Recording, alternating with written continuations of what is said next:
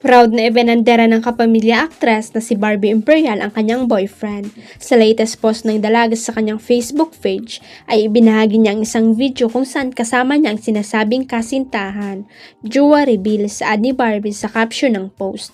Ang lalaking kasama ng actress sa video ay ang katrabaho niya sa Batang Quiapo na si Bibi Giant. Agad namang umani nagsamot-saring komento mula sa madlang netizen ang post ni Barbie. Ang cute naman ng boyfriend mo, saad ng isang netizen. Comment naman ang isa, haya-haya, uy naka-Barbie man si Babu Giant. Hirit naman ang isa na all dapat with kiss para maniwala kami, laugh, thrift, emoji.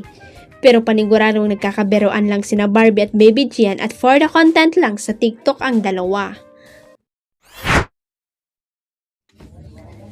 Trending kaagad ang teaser drop ni Nadine Lustre as Nicole sa pelikulang Uninvited dahil wala pang isang oras ay almost 600 shares na ito sa Mentorke FB account with 1,200 engagement.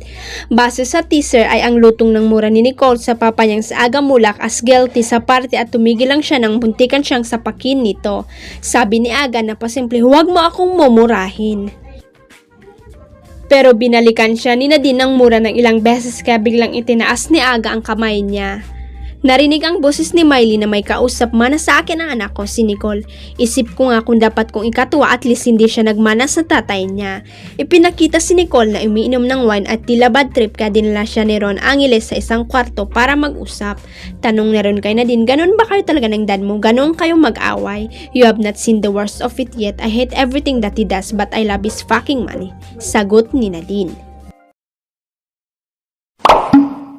Huwag kalimutang i-click ang subscribe button at i-ring ang notification bell para sa latest at legit chika updates.